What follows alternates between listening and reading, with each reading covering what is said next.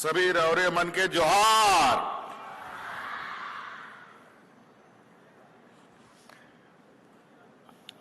आज यहां लोहरदगा जिला के इस खेल मैदान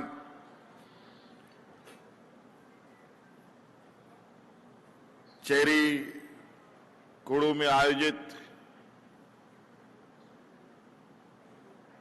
आपकी योजना, आपकी सरकार, आपके द्वार कार्यक्रम में हमारे साथ उपस्थित मंच पर हमारे मंत्रिमंडल सहयोगी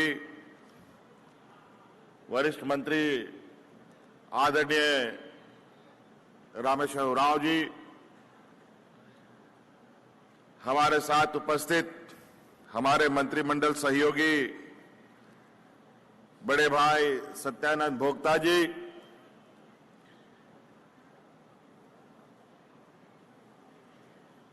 अभी अभी पहुंचे बड़े भाई बंधु तिर्की जी, यहां उपस्थित राज्यसभा सांसद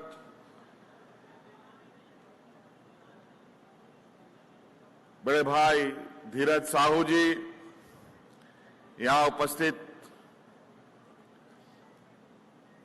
पूर्व विधायक सुदेव भगत जी, यहां उपस्थित जिला परिषद अध्यक्षा रीना भगत जी और हमारे सचिव वंदना दादेल जी, वरीय सचिव वंदना दादेल जी, सचिव विनय चौबे जी, उपस्थित यहां जिला के डीसी एसपी साहब, सभी पदाधिकारीगण और विशेषकर आज के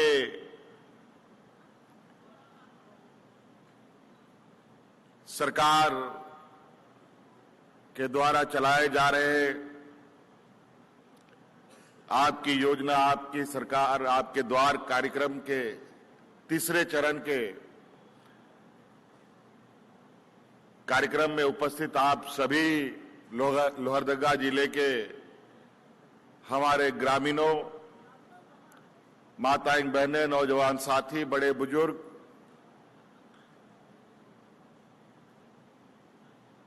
हमारे मानकी मुंडा पहान भाई,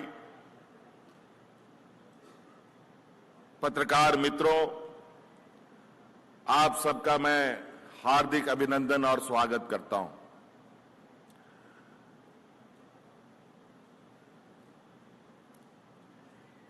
ये योजना हम लोगों ने इससे पहले भी 2 चरण में संपन्न किया था।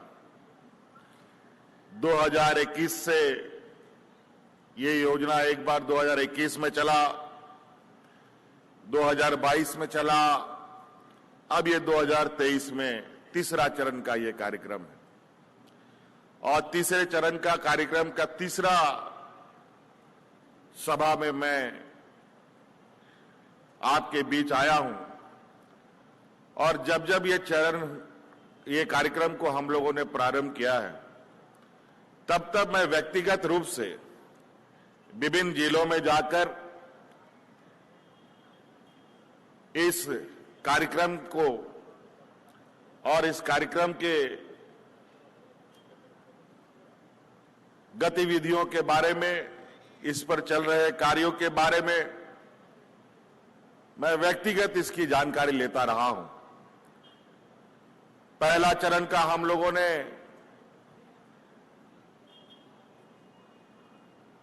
आपकी योजना, आपकी सरकार, आपकी द्वार जब चलाया था तो भगवान बिरसा मुंडा ओली हाथू के वहां से हम लोगों ने शुरू किया था। इस बार तीसरा चरण का कार्यक्रम हम लोगों ने हमारे वीर शहीद सिद्धू कान्हू चांद भैरव फूलो झानो के जन्म स्थल से शुरू किया।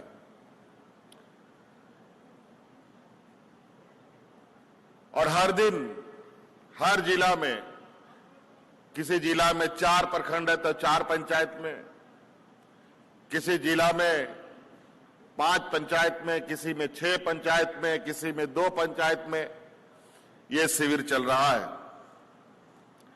आज भी आपके जिला में, सेन्हा में, बदला पंचायत में, लोहरदगा के हिरही पंचायत में और भंडरा के अकासी पंचायत में भी ये शिविर चल रहा है और एक तो हम लोग यहां भी एकत्रित हैं।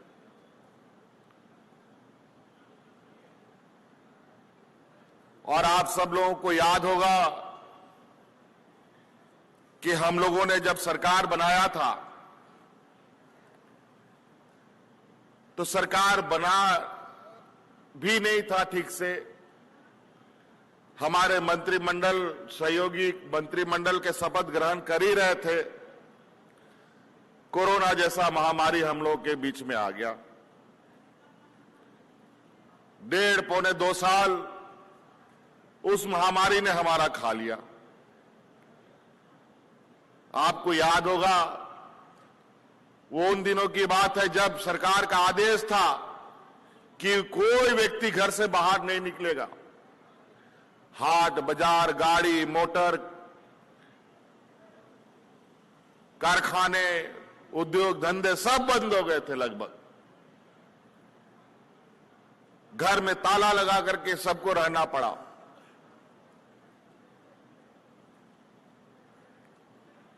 हमारे बड़े पैमाने पर विभिन्न राज्यों में मजदूरी करने जाने वाले लोग अलग अलग राज्यों में जाके फंस गए। किसी किसी फैक्ट्री में काम करता था मजदूरी का बेचारा, वो फैक्ट्री बंद हो गया और उनको मजदूरी से हटा दिया गया और कोई उनको रहने के लिए मकान भी नहीं देता था, बल्कि जिसके घर में कोई काम भी करने वाला था उसको भी घर से बाहर कर दिया। बेचारा वो मजदूर, रोजगार करने वाला जाता तो जाता कहां, पैदल सब लोग चला था। और उस समय आपको याद होगा पूरा देश में त्राहिमाम हो गया। लोग पैदल पैदल अपने, कोई मुंबई से, कोई दिल्ली से, कोई कलकत्ता से, कहां से अपना घरों की ओर चल पड़ा था। कोई रिक्शा से चल दिया, कोई साइकिल से चल दिया, कोई मोटरसाइकिल से चल दिया। जिसके पास कुछ नहीं है वो पैदल भी चल दिया, महिला पुरुष बच्चे सब। और इतना खतरनाक दिन था, इतना डरावना दिन था, इतना भयावह दिन था कि वैसा भयावह दिन मुझे लगता है कि मानव जीवन में कभी किसी ने नहीं देखा हो।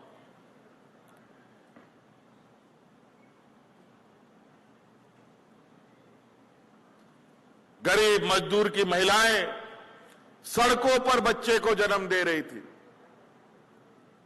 लोग भूखे प्यासे सड़क में मर जा रहे थे।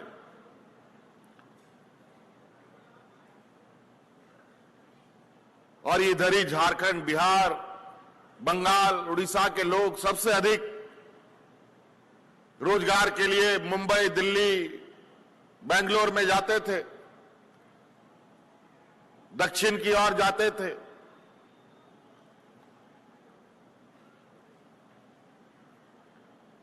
उत्तर की ओर जाते थे, सभी तरफ जाते थे। और ये खबर रोज अखबारों में, टीवी में, विभिन्न समाचार पत्रों में छपता था। हम लोगों को बहुत तकलीफ होता था। तो उसमें पहली बार इस देश में हमने पहला कदम उठाया और अपने मजदूरों को हवा जहाज से ढो ढो करके ला करके गांव में भेजने का काम किया।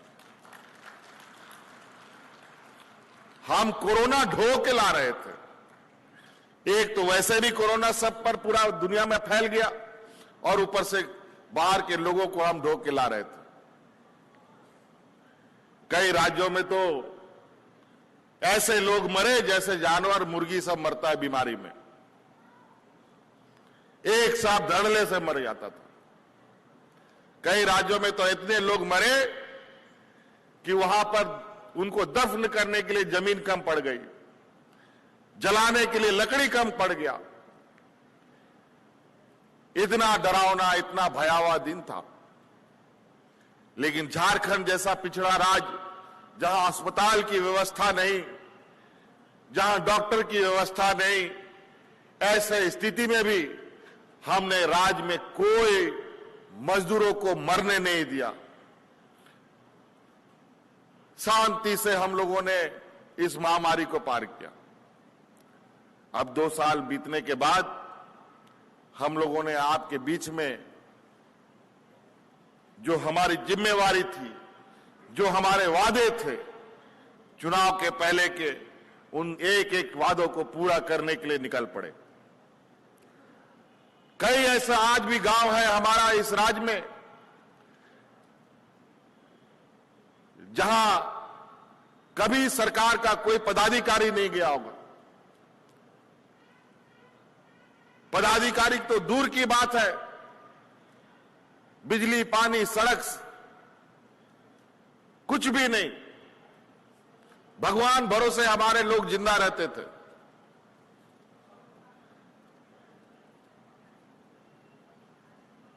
कोई सुनने वाला नहीं था सरकार का। तो हमने बोला ऐसा नहीं चलेगा। अब ये सरकार यहां के मूलवासी आदिवासियों की सरकार है। अब ये सरकार इस राज्य के सबसे अंतिम व्यक्ति तक पहुंचेगा। तो इसकी सोच हम लोगों ने शुरू की। पहला चरण सरकार को आपके दरवाजे में, पंचायत में भेजकर आपके लिए जो सरकार योजना बनाती है उसकी गठरी बांध करके आपके दरवाजे में पदाधिकारियों को खड़ा किया। पहली बार जब हम लोगों ने शिविर लगाया तो 35 लाख हमको आवेदन मिला गांव से, गरीब गुरुआ लोगों का। दूसरा चरण जब हम लोगों ने शिविर लगाया तो लगभग 50-55 लाख हमको आवेदन मिला। तो लगभग समझिए 1 करोड़ का लगभग गांव की समस्या सरकार तक आई थी। इसका मतलब राज अलग हुए 23 साल हुआ, क्या क्या सरकारों ने इतनी समस्या, आज 1-1 करोड़ जैसी समस्या हमारे गांव से उठ के आ रहा है, किसी को पता ही नहीं। इसका मतलब पहले कभी कोई ब्लॉक कार्यालय काम नहीं करता था, कभी कोई कलेक्ट्रेट काम नहीं करता था, कोई ग्रामीण किसान मजदूर की बात सुनने वाला नहीं था। आज हम पदाधिकारियों को गांव में ले जाकर आपकी समस्याओं को अपने तक लाने का हम काम किया। और इस शिविर को सफलतापूर्वक हमारे उन्हीं पदाधिकारियों ने काम किया जो पहले से कार्यरत थे। लेकिन पहले की सरकारों ने पूरी व्यवस्था को सिर्फ अपनी सेवा में लगाया, राज्य की जनता की सेवा में नहीं लगाया। और राज्य के कर्मचारियों को तनख्वाह सरकार इसीलिए देती है कि वो आपकी सेवा करे, हमारे किसान मजदूरों की बातें सुने और उनकी समस्याओं का समाधान करे। लेकिन इससे पहले कर्मचारियों को आदेश देने वाले जो लोग थे, उन लोगों ने इस राज्य के कर्मचारियों को राज्य की जनता की सेवा को छोड़ अपनी सेवा में लगा दिया। और नतीजा ये हुआ कि 1-1 करोड़ गांव की समस्या का दरखास्त हमारे तक पहुंचा। हमने उन दरखास्तों को खंगालना शुरू किया कि कौन सा दरखास्त सबसे अधिक आया, किस तरीके की समस्याएं सबसे अधिक है, और उस सब का सूची बनाओ और एक एक करके उस समस्या का समाधान करना शुरू करो। तो पहला चरण का जो हमारे पास दरखास्त आया, तो इस राज्य में हमारी गरीबी की जो पीड़ा थी उसमें सबसे अधिक जो हमको आवेदन मिला वो पेंशन को लेके हमारे पास।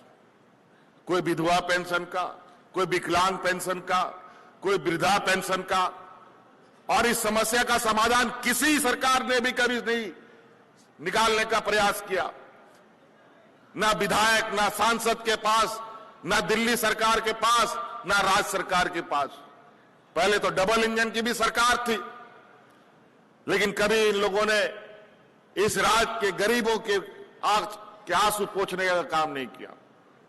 तो हमने भी इस बात को सोचा कि इस काम को कैसे किया जाए।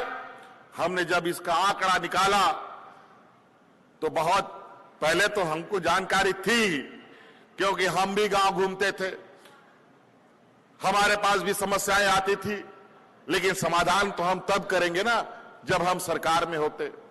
हमने ये वादा किया था और इस अनुरूप हमने इस राज्य के सभी बुजुर्गों को पेंशन देने का सर्वजन पेंशन योजना को हम लोगों ने लागू किया। आज कोई बूढ़ा बुजुर्ग हमारा गांव में पेंशन के लिए नहीं भटक रहा है। पहले दलालों को कितना पैसा खिला चुका पता नहीं, बेचारा 1000 पेंशन के लिए 5-5 हजार रुपया का घूस खिला चुका था। आज वो बिचौलियों की जरूरत नहीं है। कोई वृद्ध व्यक्ति पदाधिकारी के पास अपना आवेदन देगा और 60 साल का वृद्ध होगा, अगर उसका पेंशन नहीं बनेगा तो पदाधिकारी वहीं सस्पेंड हो जाएगा। महिलाओं के साथ भी वही हाल। 40 साल की विधवा महिला होगी तब उसको पेंशन मिलेगा। अरे वाह, ये क्या मजाक है। विधवा होने का कोई समय होता है क्या? कब क्या घटना किसके साथ हो जाए, हो सकता है विधवा ना हो, किसी कारण से, कोई बीमारी से, कोई एक्सीडेंट से, कोई मजदूरी करते मर गया बेचारा। वो महिला अकेले जीवन कैसे काटती होगी वो हमें भी पता है, आप सबको पता है। तो हमने ये नया कानून बनाया, इस राज्य में 18 साल के बाद जो भी महिला विधवा होगी सबको पेंशन देंगे। आज कोई राज्य में बिना पेंशन की महिला नहीं है। विकलांग का भी वही हालत। सरकार ने उस पर भी एक कैप लगा दिया था, इससे अधिक लोगों को विकलांग पेंशन नहीं देंगे, इतना से अधिक लोगों को विधवा पेंशन नहीं देंगे, वृद्धा पेंशन नहीं देंगे। लेकिन इस राज्य के गरीबी के बारे में तो कभी इन लोगों ने कोई आंकड़े नहीं बनाए, ना कभी इस पर कोई चिंता की कि इसका कैसे सामाजिक सुरक्षा किया जाए। तो विकलांग को भी वही 20 साल 40 साल के बाद पेंशन मिलता था। अब राज्य में किसी भी घर में कोई भी बच्चा विकलांग पैदा होगा तो पैदा होने के 5 साल के बाद से ही उस बच्चे को पेंशन मिलेगा। यह भी हम आपके लिए कानून बना दें।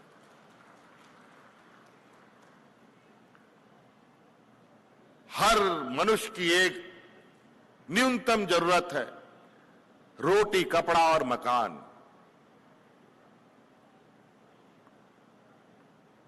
आप लोगों को याद होगा, इससे पहले की सरकारों ने इस राज्य के गरीब गुरुआ का लगभग 11 लाख राशन कार्ड डिलीट कर दिया था। और नतीजा यह हुआ कि 2019 के पहले इस राज्य में लोग हाथ में राशन कार्ड लेकर के भात भात करते हुए मरा है। और इन्हीं क्षेत्रों में, गुमला, सिमडेगा, लोहरदगा क्षेत्रों में कई घटनाएं घटी हैं, लोग भूख से मरे हैं। और सामान्य जीवन में और कोरोना जैसा महामारी में भी हमने एक भी आदमी को भूखा नहीं मरने दिया।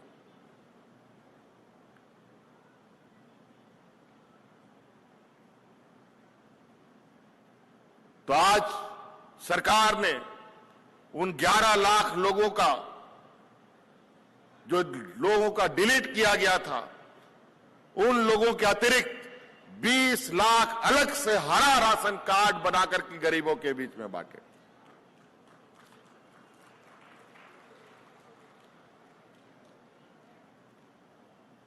और तो और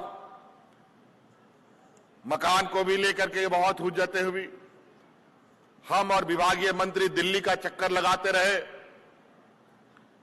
केंद्र सरकार बोली 2022 तक सबको आवास दे देंगे, लेकिन झारखंड में तो गरीबी इतना है, लगभग आधे से अधिक लोगों को आवास देना पड़ेगा, ये हालत हो गई थी।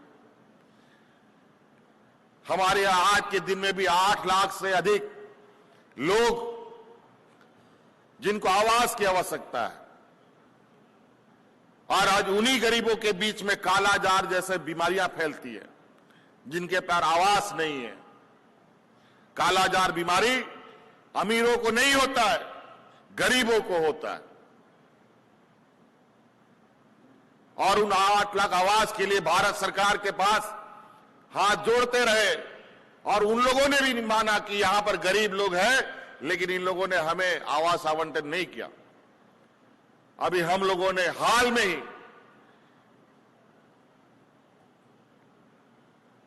पहले यहां के लोगों की सामाजिक सुरक्षा उनको प्रदान हो, इसके लिए आबुआ आवास नाम से हम लोगों ने योजना प्रारंभ करना शुरू कर दिया है। अभी आपके यहां शिविर कैंपों में भी जो हमें जानकारी मिल रही है कि आबुआ आवास का जो स्टॉल है उसमें सबसे अधिक भीड़ लगता है। हम जिला प्रशासन से कहना चाहेंगे कि अभी कई जगहों से हमें इसकी जानकारी मिली है, जरूरत पड़े एक नहीं आप 2 आवास का स्टॉल लगाएं और सभी का आवेदन लेकर के उसको हमारे तक पहुंचाने का काम करें। और ये आवास जो प्रधानमंत्री आवास देते हैं, उससे बढ़िया 3 कमरे का आवास हम लोग सुसज्जित आवास बना करके देंगे, और उससे ज्यादा दाम का हम लोग का आवास भी होगा।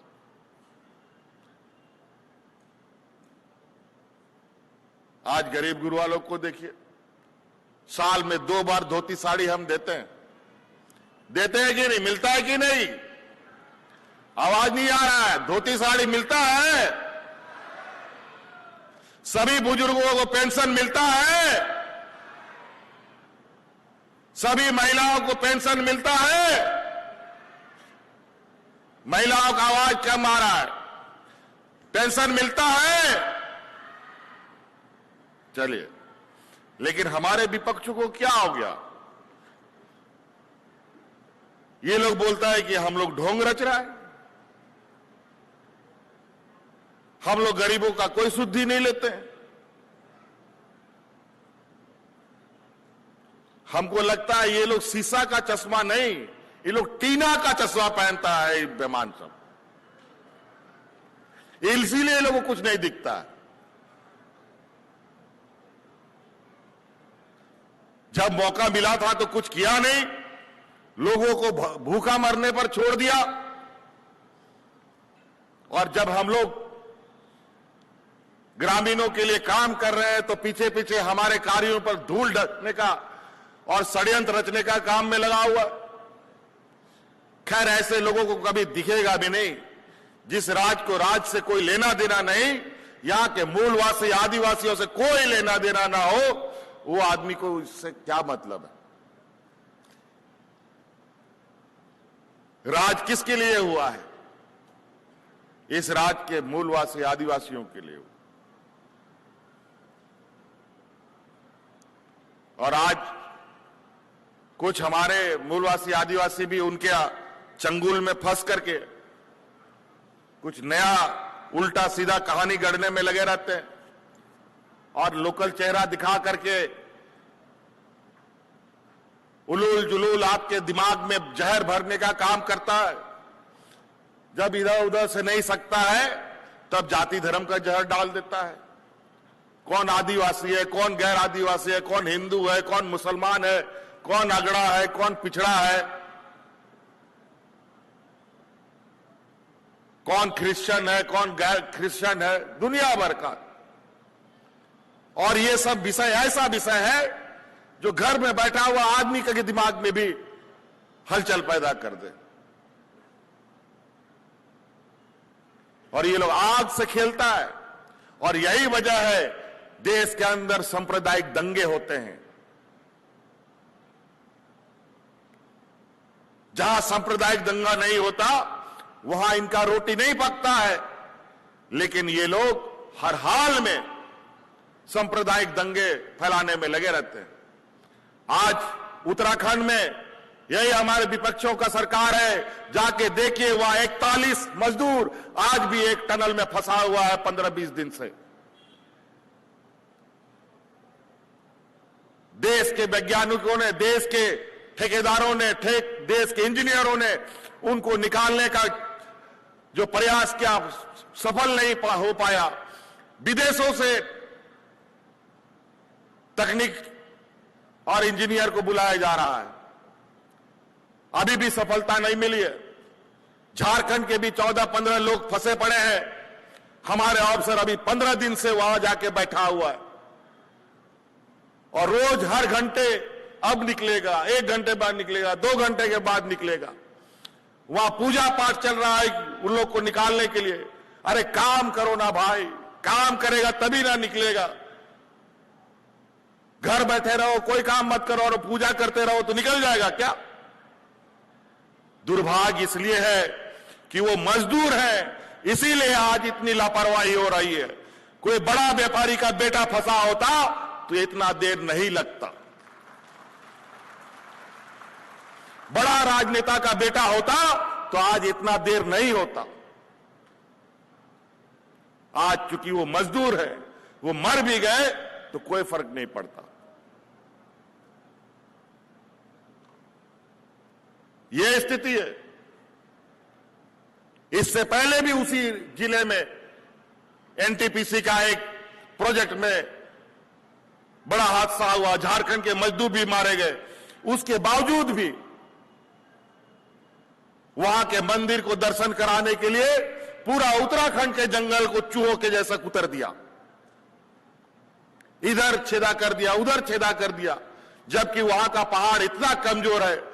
देश का, दुनिया का साइंटिस्ट बोलता है बिना प्लानिंग के कार्य योजना बनाने का नतीजा यही होता है। और आज देख लीजिए, दुनिया के सामने ये चर्चा का विषय हुआ पड़ा है कि 15-20 दिन से ऊपर होने जा रहे हैं, अभी तक मजदूर बाहर नहीं आए। अजीब हालत है। ये सरकार का कार्यशैली है। यही आप विश्व गुरु अपने आप को बोलते हैं। देश का सबसे ताकतवर, दुनिया का सबसे ताकतवर नेता और देश का ताकतवर पार्टी बोलते हैं। धिक्कार है ऐसे लोगों पर।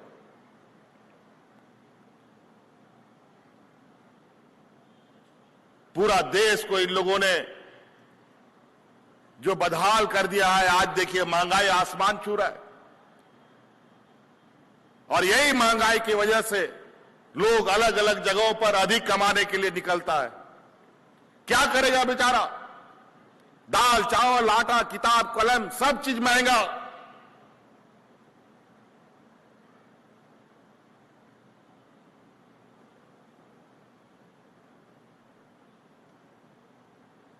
और बड़ा तरीके से लोगों को बेवकूफ बनाता है। इतना तरीके से बेवकूफ बनाते हैं लोग, अब क्या कीजिएगा। लगता है कि बड़ा आदमी बोलता है तो सच्चे बोलता है, ऐसा नहीं है। अब वो कलयुग चल रहा है, जितना बड़ा आदमी उतना बड़ा झूठ बोलने वाला अब मिलता है। आज बिचौलिया, झूठों का बोलबाला ज्यादा है और सच को इधर उधर से परेशान करने में ये लोग लगे, क्योंकि आज इन लोगों का देश पर कब्जा है। आज इनको ये नहीं दिखता, सावित्रीबाई फुले योजना के माध्यम से इस राज्य की 7.5 लाख से अधिक बच्चियों को हमने लाभान्वित किया है। हम जानते हैं हमारे राज्य में गरीबी इतना है कि 8वां 9वां पढ़ाई हमारी बच्चियां पूरा नहीं करती है, मां बाप लोग दूल्हा ढूंढने लगता है। हम उन मां बाप से गुजारिश करना चाहेंगे, अब आपको बच्चियों का पढ़ाई का चिंता नहीं करना है। इसीलिए सावित्रीबाई फुले योजना हमने प्रारंभ किया है। अभी तो 2 बच्चों के लिए हम लोगों ने सावित्रीबाई फुले को चलाया था।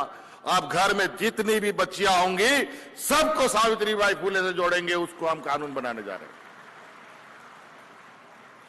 एक दिन हम 10-15 बच्चियों से मुलाकात किए। हम उनसे पूछा कि सावित्रीबाई फुले का योजना किसको किसको मिला बेटा?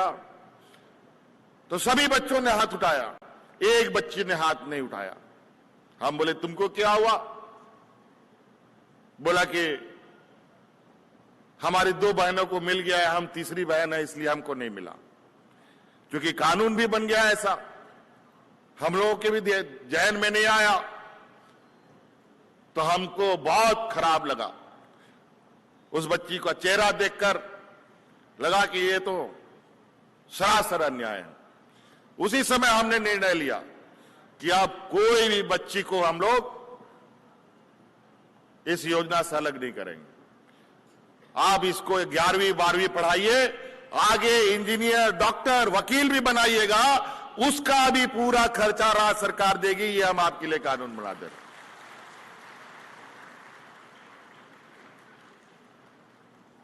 नहीं पढ़ा लिखा लोगों को लोग बेवकूफ और बोका बहुत जल्दी बनाता है।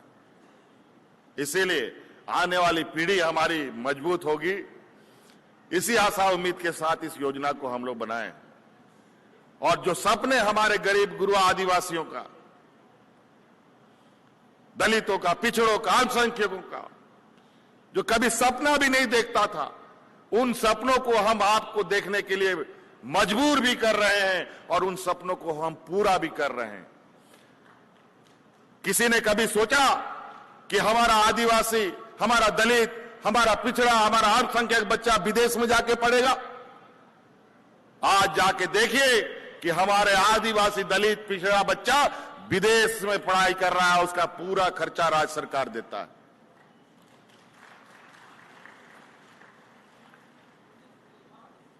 आज मरांगोंग के जयपाल सिंह मुंडा जी, जिन्होंने विदेश में पढ़ाई की, उस समय तो पता नहीं किसी तरह वो लोग पढ़ लेते थे, लेकिन अब तो दुर्भाग्य हो गया यहां के आदिवासी, दलित, पिछड़ों का। अब तो कोई जा ही नहीं पाता है। तो हम लोगों ने कानून ही ऐसा बनाया कि इस राज्य के विदेश में जाने वाले बच्चों के लिए भी हम लोग रास्ता निकालेंगे। और ऐसा नहीं करोड़ों रुपया उन बच्चों के ऊपर खर्चा हो रहा है, लेकिन उसको पढ़ाई करने के बाद सरकार को पैसा वापस नहीं करना है, उसको समाज को सेवा देकर दायित्व निर्वहन करना है। अपने पैरों पर खड़ा होने के लिए हम लोगों ने उनको आगे बढ़ाया। तो कई ऐसी चीजें हैं आपके यहां लोहरदगा जिले में, तो कई चीजें हैं। अभी ये कुड़ू क्षेत्र है जहां हम लोग आज कार्यक्रम कर रहे हैं, यहां भी कई योजनाएं सभी के लिए हम लोगों ने चला रखी है। किसानों के लिए, महिलाओं के लिए, युवाओं के लिए, किसान लोगों के लिए बिरसा हरित ग्राम, पशुधन योजना, दीदी बाड़ी योजना, कई योजनाएं हम चला रहे।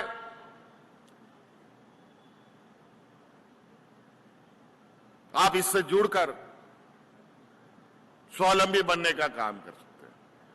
पढ़े लिखे नौजवानों के लिए भी हम लोगों ने हजारों नियुक्तियां, हम लोगों ने सरकारी और गैर सरकारी में उनकी नियुक्ति हम लोगों ने की है। लगभग 50,000 से अधिक नौजवानों को हम लोगों ने निजी क्षेत्र में रोजगार दिया है।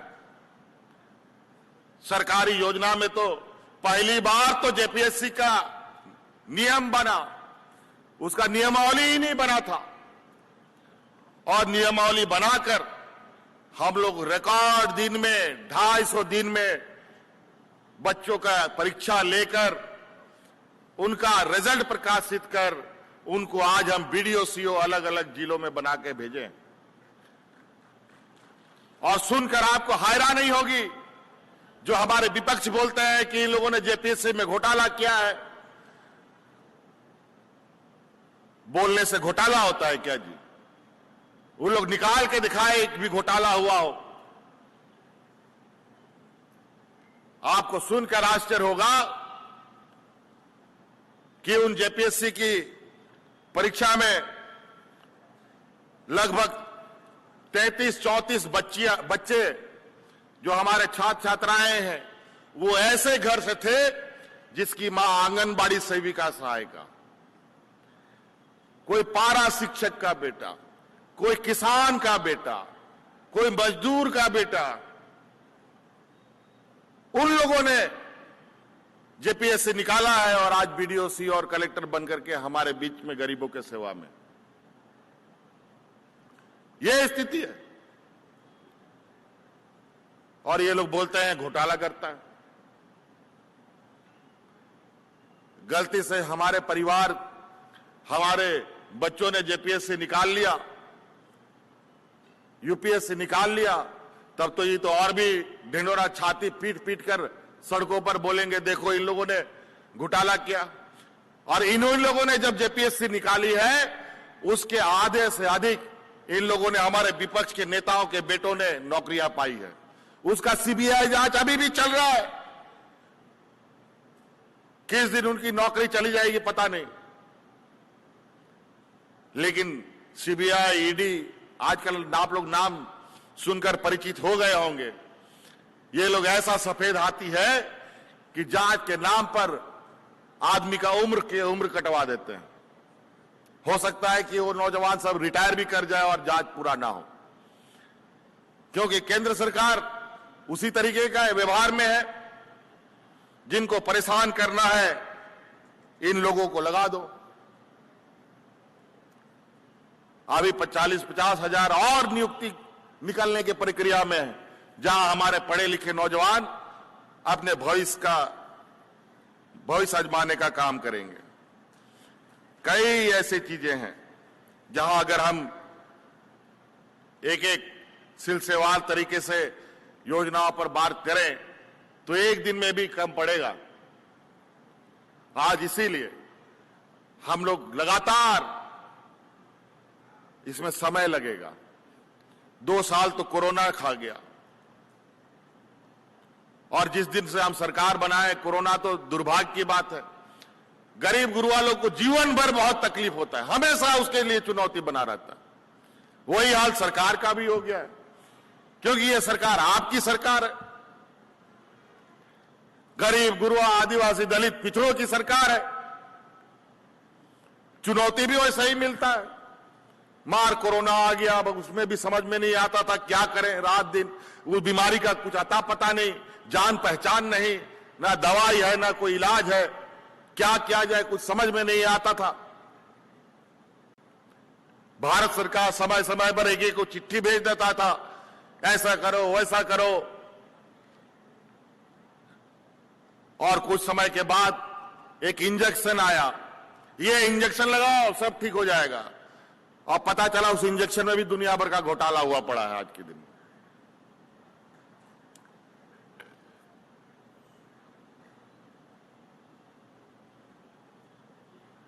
तो इसलिए वो चुनौती, फिर सुखाड़ की स्थिति, और सुखाड़ के साथ साथ हमारे साथ जो हमारे विपक्ष के सहयोगी हैं, जिनको आज इस मंच में होना चाहिए था, आज इस मंच से बाहर एक नया, बगल से एक नया रास्ता में चल रहे हैं और नए नए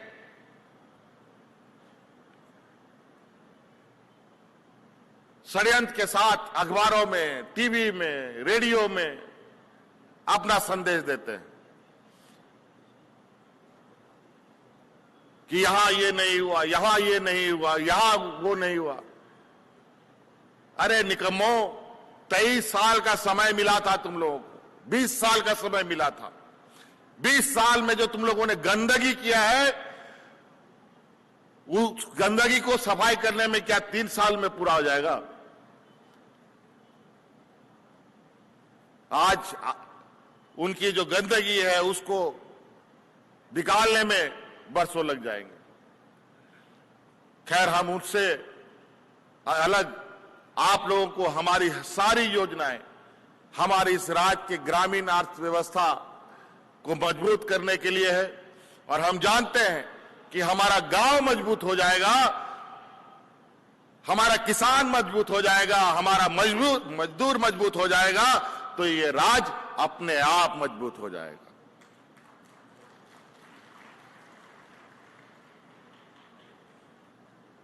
कोई पेड़ हरा पेड़ ला करके गाड़ देने से हरियाली चंद दिनों में मर जाएगा। जब तक जड़ को आप मजबूत नहीं करेंगे, तो हमारा जड़ इस राज्य का गांव में है, किसानों में है, मजदूरों में है, नौजवानों में है। आज हमारे उन जड़ों को मजबूत करना है। आज इसीलिए हर एक योजना आपकी सामाजिक सुरक्षा से लेकर आपके विकास को लेकर मुख्यमंत्री स्वरोजगार योजना आप लोगों के सामने, आप लोगों के लिए काउंटर बना है, पशुधन का काउंटर बना है, अबुआ आवास का बना है, और एक योजना अबुआ बीर अबुआ दिशा में एक हम लोगों ने योजना प्रारंभ किया है, जहां भी हमारे जंगल के किनारे आसपास रहने वाले लोग हैं उन सभी को पट्टा देने को, और उस पट्टा को पूरी तरीके से जिनका जिनका अधिकार बनता है उनको दे के सैचुरेशन मोड पे ले जाने का हम लोग का एक लक्ष्य हम लोगों ने तय किया है, और जिसको हमें पूरा करना है। कई लोग वन पट्टा को लेकर के इधर उधर भटकता रहता है, लेकिन उनको पट्टा नहीं मिलता है।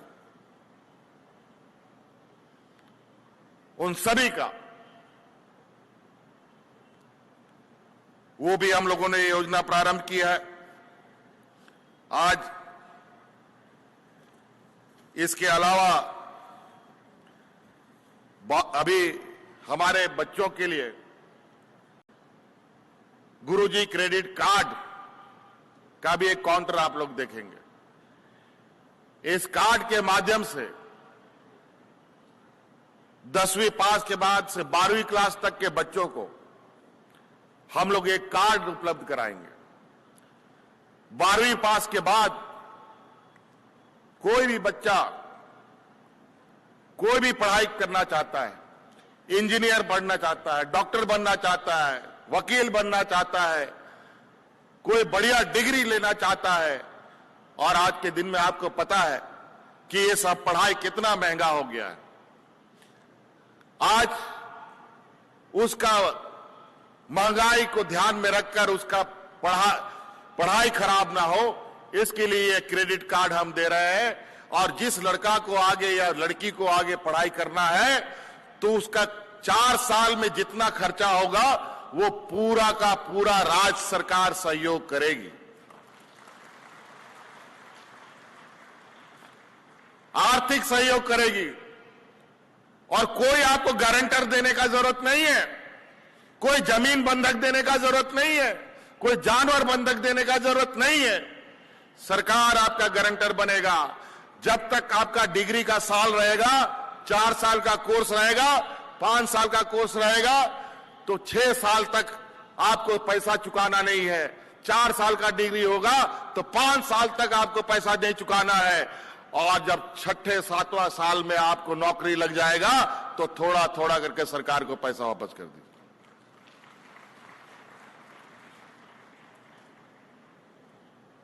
अब दिक्कत कहां है पढ़ाई में, बताओ क्या दिक्कत आएगा, हमें बताओ।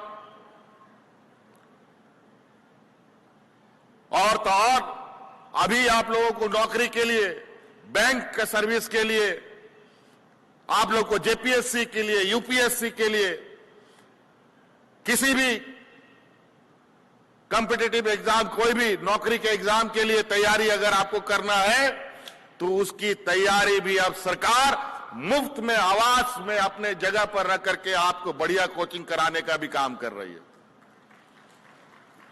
अभी हम लोग लगभग 400 बच्चों को, जिसमें विशेष रूप से जो हमारे आदिम जनजाति हैं उनमें 250 आदिम जनजाति के बच्चों को अभी हम लोग ट्रेनिंग दे रहे हैं रांची में।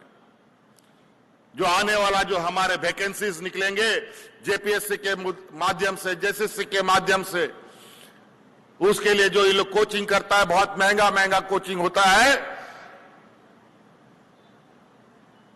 उससे बढ़िया कोचिंग उन बच्चों को हम वहां रख के दिला रहे हैं। उनका खाने पीने का, रहने का भी व्यवस्था हम कर रहे हैं। आज इतना कुछ आगे चल, इतना कुछ हो रहा है, लेकिन हमारे विपक्ष आज के दिन में भी छाती पीटने और इनको षड्यंत्र करने से ये बात नहीं आ रहे हैं।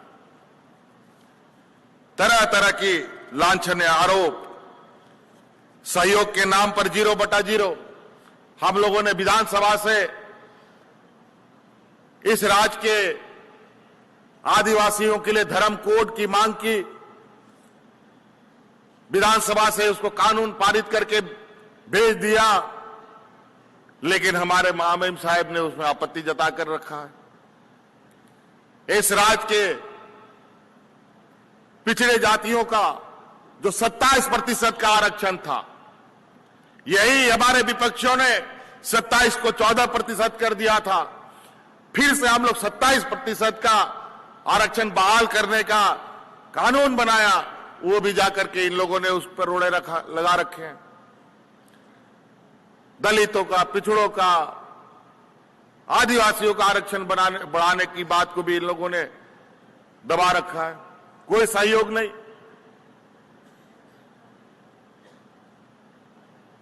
कहीं से भी नहीं।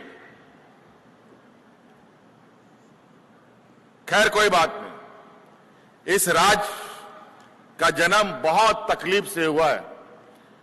यहां के आदिवासी मूलवासियों की शहादत किसी से छुपा नहीं है।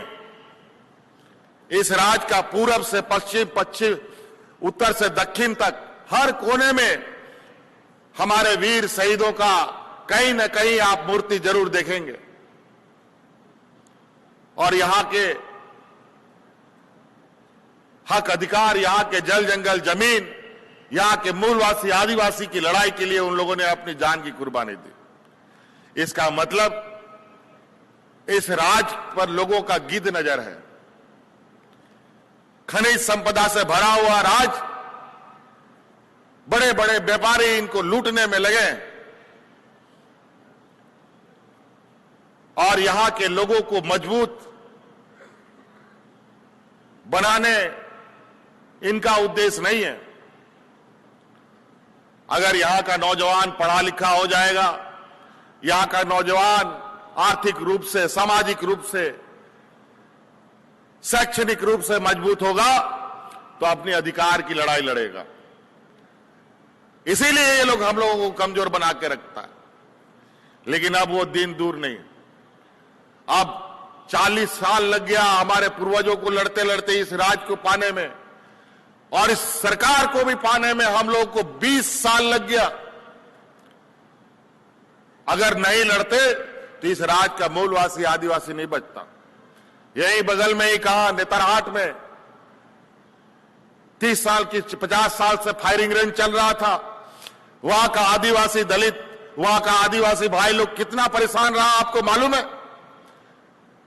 अंतोगतो हमारी सरकार बनी, उस फायरिंग रेंज को बंद करके जो जमीन फायरिंग रेंज के लिए उपयोग होता था वो वापस हम लोगों ने ग्रामीणों को वापस कर दिया। हजारों एकड़ जमीन हजारीबाग में जो कंपनी नहीं लगी, वो कंपनी से वापस लेकर के वापस किसानों को कर दिया। और ये लोग हम ही को बोलते हैं कि जमीन लूट लिया। बताओ, इस राज्य का जमीन का मालिक यहां का मूलवासी आदिवासी। हम लोग बाहर से आए हैं क्या? इंपोर्ट होके आए हैं क्या?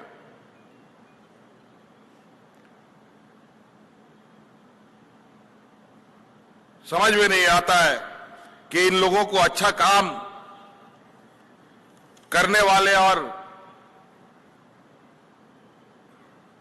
उसके साथ चलने वाले लोगों के प्रति इनकी घृणा इतनी क्यों है। आज तक आदिवासियों को आदिवासी दिवस पर इन लोगों ने शुभकामनाएं नहीं दी, आज तक नहीं दिया। और अब जैसे जैसे चुनाव आया, पहली बार अब इन लोगों को आदिवासी या भगवान बिरसा मुंडा और सिद्धू कान्हू दिख रहा है।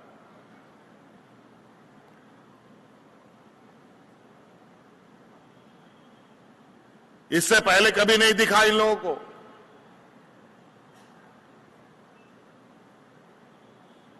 इन लोग का कभी देश और राज्य के प्रति, गरीब गुरुआ आदिवासी दलितों के प्रति कोई संवेदनाएं नहीं रही है। ये लोग व्यापारियों की जमात है। ये लोग ऐसा व्यापारी है जो आपका खून भी लोग सिरिंज से निकाल ले, देने का तो बात कर छोड़िए। आज यही वजह है कि आज देश का अर्थव्यवस्था पैर पर नहीं सर के बल खड़ा है। आज गांव का लड़का लोग सबसे पहले नौकरी कहां जाता था?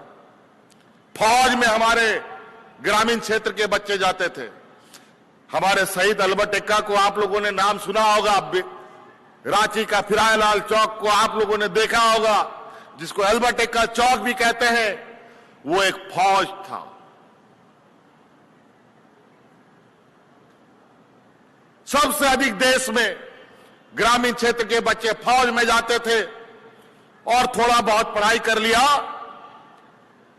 तो वो बच्चा लोग रेलवे में नौकरी करने जाता था।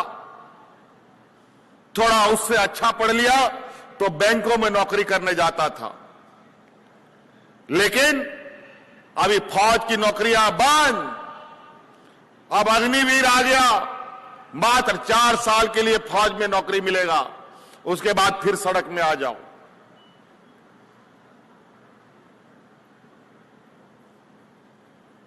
बैंक में भी नौकरी खत्म, क्योंकि बैंक सब बंद होकर के जहां 4 बैंक था, अब वहां 2 बैंक 1 बैंक हो गया। अरे देखो क्या हो गया उसको।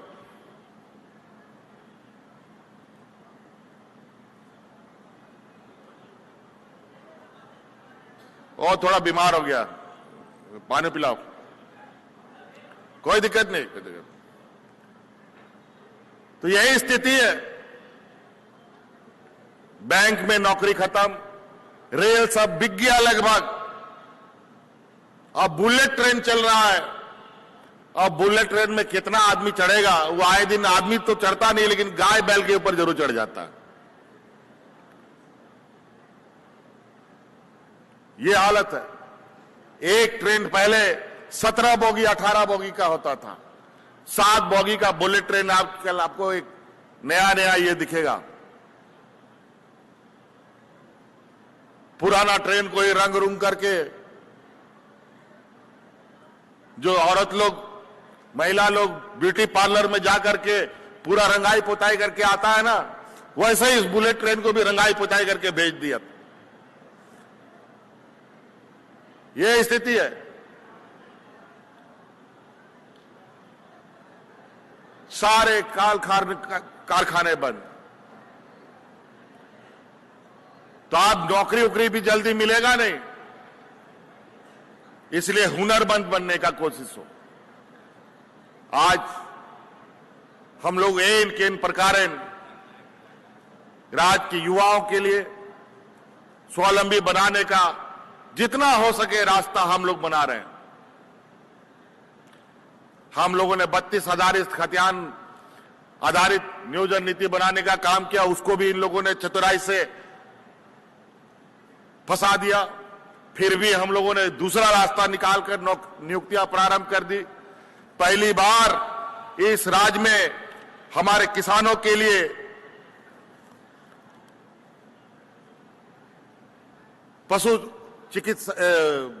पशु पदाधिकारी, कृषि पदाधिकारियों की नियुक्ति हुई। पहली बार। आज के जिस तरीके का मौसम का मार चल रहा है, बारिश के दिन में गर्मी, गर्मी के दिन में बारिश, उल्टा पुल्टा समय हो गया है। समय पर बारिश नहीं होता है। किसान भी अब भगवान भरोसे। किसान को नए तरीके से कैसे खेती करना है, कम पानी में कैसे खेती करना है, इसके लिए कोई पदाधिकारी नहीं था। पहली बार हम लोगों ने कृषि पदाधिकारी नियुक्त किया। पहली बार यहां फॉरेंसिक लैब बना। कई ऐसी चीजें हैं जो हम पहली बार सभी विभागों के नियुक्ति नियमावली बनी। ये तो राज्य की स्थिति है। कुछ रहता तब ना गाड़ी आगे बढ़ता, ये राज्य विकास के कदमों को दौड़ाता, लेकिन कुछ था ही नहीं। सब तो अब जुगाड़ करना पड़ रहा है। यहां इस क्षेत्र में गुमला, लोहरदगा, सिमडेगा में खिलाड़ी लोग कितना है, तरह तरह का खेल खेलता है, लेकिन खिलाड़ियों के लिए कोई सुध लेने वाला नहीं। आज के दिन में देखिए हमारे इसी राज्य से किस तरीके से बच्चे खेल का प्रदर्शन कर रहे हैं। आज गांव गांव में पोटो खेल का मैदान तैयार हो रहा है। जिला के स्तर में, प्रखंड के स्तर में स्टेडियम तैयार हो रहा है। अभी हाल फिलहाल में हम लोगों ने 10 दिन तक देश में पहली बार महिलाओं का हॉकी चैंपियनशिप एशियन कप को आयोजन किया था। 10 दिन तक रांची और पूरा झारखंड नाचता रहा।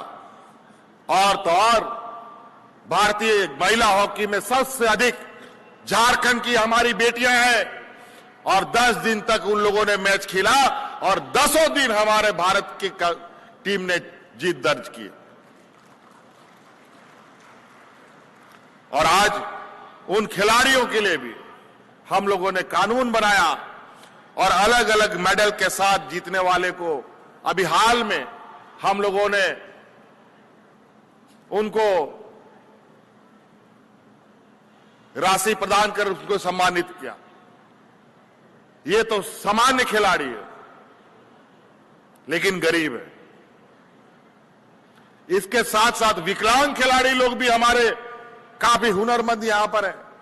उनके लिए भी हम लोगों ने कानून बनाया और आज उनको सहायता राशि के साथ साथ सरकार में नियुक्ति का भी प्रावधान हमने किया है। तो अलग अलग रास्ते से हम लोगों ने अपने लोगों को, अपने नौजवानों को, किसानों को, ग्रामीणों को, यहां के मूलवासी आदिवासियों को बढ़ने का मौका दिया है। आप इन शिविरों में जाएं, और इस बार जो ये शिविर लग रहा है ये साधारण शिविर नहीं है। आप जो दरखास्त देंगे, इस दरखास्त का पूरा जानकारी आप अपने मोबाइल के माध्यम से भी ले सकते हैं।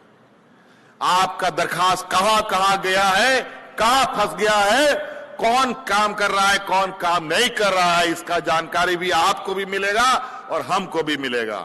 जो आप दरखास्त देंगे वो निश्चित रूप से इस समस्या का हम लोग समाधान करेंगे अलग अलग तरीकों से।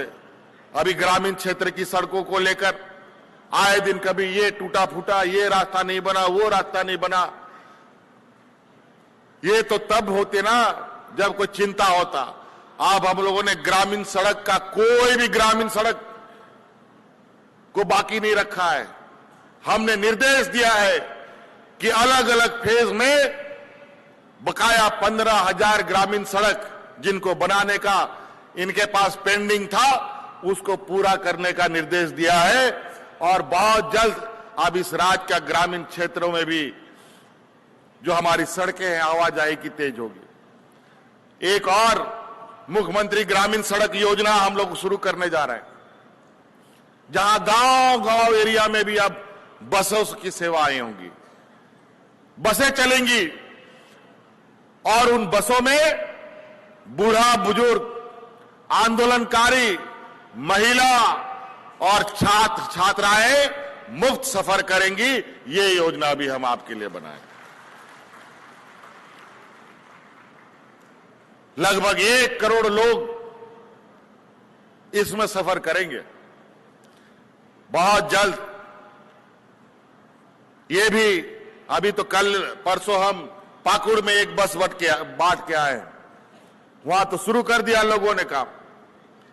तो यहां आवेदक और जो भी ट्रांसपोर्टर लोग हैं वो लोग आवेदन करें और सहायता, उसको आर्थिक सहायता भी उन लोगों को सरकार दे रही है। ताकि हम ग्रामीणों को शहर से जोड़ सकें और विकास की योजनाओं से जोड़ सके और संवाद से जोड़ सके, क्योंकि आज ग्रामीण क्षेत्र से भी लोग साधन के अभाव में शहर नहीं आ पाते हैं। इसको ध्यान में रखकर मुख्यमंत्री गाड़ी योजना का भी प्रारंभ किया है। बातें बहुत है, इसलिए मैं और ज्यादा नहीं कहते हुए इन्हीं बातों के साथ अपनी बातों को समाप्त करेंगे। अभी और जगहों पर वापस ही जाकर काम करना है। इन्हीं बातों के साथ सभी को मेरी ओर से पुनः यहां उपस्थित आप सब लोगों को बहुत बहुत धन्यवाद। सबको जोहार।